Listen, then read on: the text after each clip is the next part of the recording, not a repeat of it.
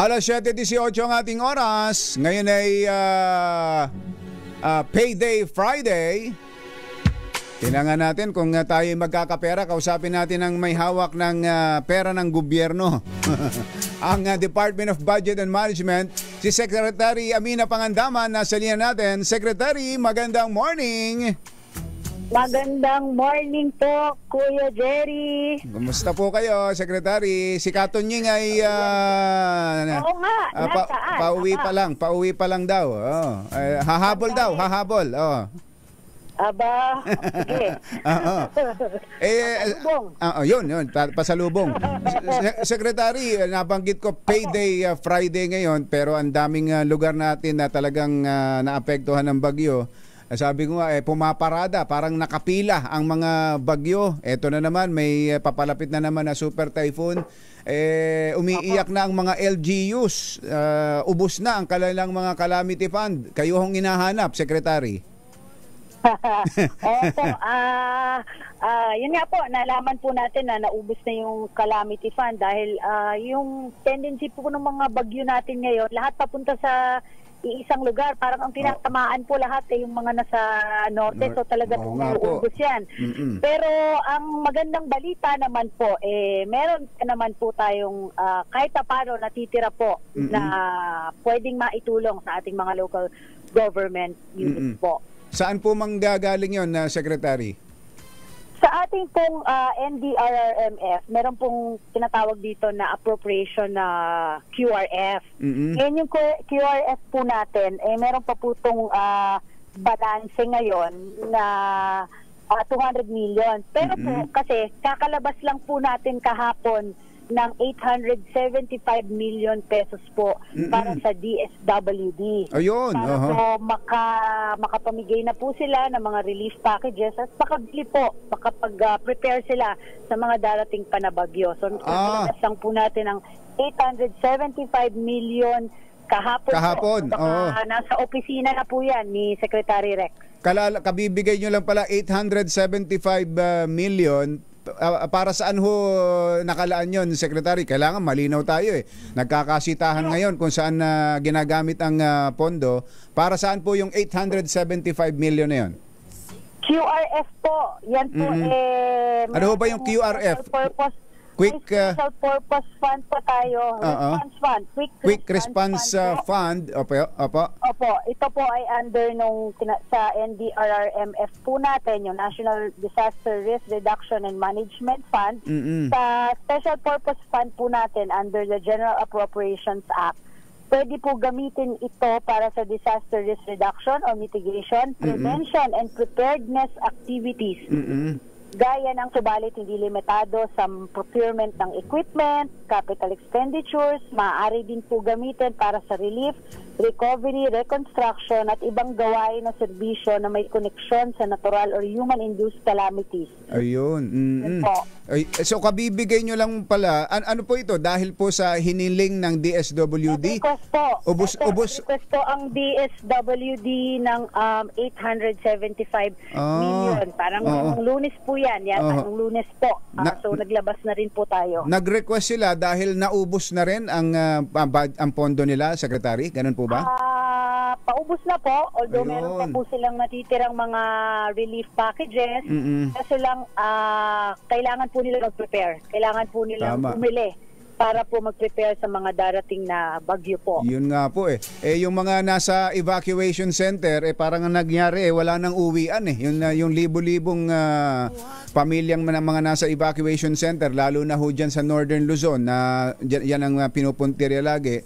Sa Bicol ho, ganun din. Mukhang yung unang sinalanta sa atin, ang Bicol, mukhang hanggang ngayon sila affected pa rin. Grabe ang epekto. At ngayon, mukhang dadaanan na naman ng bagyong si Pepito. Yun nga po. Kaya nga po, nag-request na po si Secretary Rex. Si Secretary Manny Bonoan din naman po sa DPWH. Siyempre, may mga bridges po tayo, may mga daan po tayo na mga nasira as a result of the typhoons. Nag-request na rin po si Secretary Manny Bonoan ng DPWH ng kanyang QRF. Meron din po QRF ang DPWH. Nag-request po siya ng 2 billion. Pinaprocess na po natin. So hopefully po mailabas po today. Oho. Sana po today kung hindi po sa Lunes. 2 billion. Kasi kakalabas lang po natin, opo, kasi kakalabas lang po natin ng 1 billion sa kanya parang mga 2 weeks to 3 weeks ago. Mm-mm. Yun So po. another 2 weeks ang ina-expect na ma-release bukas sa DPWH. 2 billion po, opo, 2 billion pesos po. Opo. Well, sa mga local government units, Secretary, sila po ba ay nakakadirekta ng request o hiling sa DBM? Yes po, pwede din po dahil meron din po tayong tinatawag na Local Government Support Fund. Dati po, ito po kasi sa GAA meron po itong menu. Dati po, hindi po tayo pwede makahingi dito for disaster rehabilitation activities and projects and programs po ng gobyerno. Pero pinalitan po natin yan sa GAA natin. I think simula nung ito pong bagong administrasyon, pinalitan po natin na pwede rin po nila ito magamit. Parang QRF din po. QRF Pwede din. po humingi ang ating mga mayors, Opo. kahit hanggang barangay po, kung kailangan po nila ng tulong. Sa ngayon ho ba, meron ng mga nagpunta sa inyo o nagpasabi sa inyo na humihingi na ng saklolo para dyan sa QRF ng LGUs? Opo. Opo. Meron na po. Meron na po sa Bicol noong mga nakaraang linggo. Meron na rin po sa bandang norte. Mga magkano na po ang naipalabas ninyo, Secretary?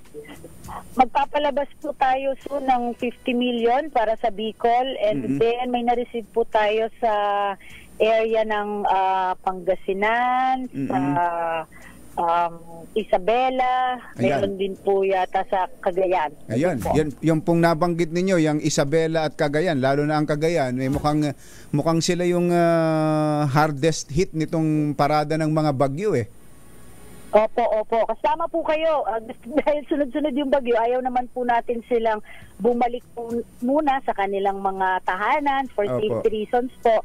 So, nasa evacuation center sila, kailangan po ma-provide natin sila ng kanilang pangangailangan habang nasa evacuation centers. Opo, yun po. Yung bang mabigyan lang natin ng kaunting pag-asa ang ating mga kababayan na hirap na masabi lang natin at mabigyan natin ng assurance na andito ang national government at merong available na pondong pwedeng magamit.